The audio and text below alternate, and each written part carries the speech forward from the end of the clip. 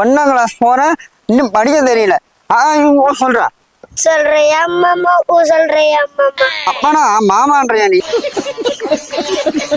செல்லம் கொடுத்து கொடுத்து அடுத்து பேசுறாங்க உடனே. அப்பா அடிக்காதீங்க, அடிக்காதீங்க. சின்ன பையன் போட்டு அடிச்சிருக்கீங்க ஏங்க?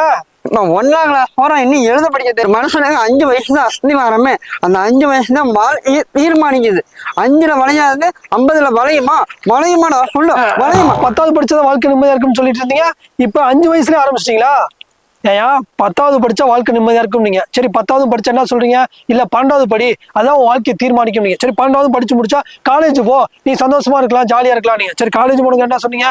வேலை வெட்டிக்கு போ, உன் சம்பளத்துல நீ நிம்மதியா சந்தோஷமா இருக்கலாம். வேலைக்கு போனது கல்யாணம் பண்ணிக்கோ, உனக்குன்னு ஒருத்தி வந்துட்டா சந்தோஷமா நிம்மதியா ஜாலியா இருக்கலாம். அப்ப நீங்க கல்யாணம் பண்ணதுக்கு அப்புறம் குழந்தை பெத்துக்கோ, குழந்தை பெத்துக்கிட்டா அப்புறம் வீடு கட்டு, அதுக்கப்புறம் கார் வாங்கு, அதுக்கப்புறம் சொத்து சொங்க சேர்த்து வை, அப்புறம் பேரம்பத்திய வாழ, நிம்மதியா இருக்க முடியும். இப்படியே ஓடிக்கிட்டே இருக்க மாட்டேன். எப்படா நிம்மதியா சந்தோஷமா இருக்கிறது? இதெல்லாம் வாழ்க்கையோட தத்துவமே. கணபதி பாலம் உனக்கு தெரியுமா? ஆமா தெரியும், நான் ரொம்ப வருஷம் முன்னாடி அங்கதான் இருந்தேன். ராமசாமி தெரியுமா? அருமையா தெரியுமே. நம்ம பக்கத்து வீடு தானே அவரு. அவனோட பையன் தான் நானு. அப்படியே எங்க அப்பா அடிக்கடி 4 பேர் தப்பா பேசுவாங்க, ஒழுங்கா படி, கல்யாணம் பண்ணு, வாழ்க்கையில சந்தோஷமா இருக்கலாம், நிம்மதியா இருக்கலாம். இந்த 4 பேரை சொல்லி சொல்லியே என்னை எல்லாம் ஓட விட்டாரு. இன்ன வரைக்கும் நான் ஓடிட்டு தான் இருக்கேன், நிம்மதியா கிடைக்கல. அந்த 4 பேர்த்துல ஒருத்தர் நீ சிக்கிருக்க, உன்னை அடிச்சு பொழக்கிற பொழல இனிமேல் எவன்ட்டு பேசக்கூடாது. நான் ஒரு நல்லதானே தம்பி சொன்னேன். என்ன நல்ல ஒன்னு கூட நான் மன்னிச்சு விட்டுருவியா?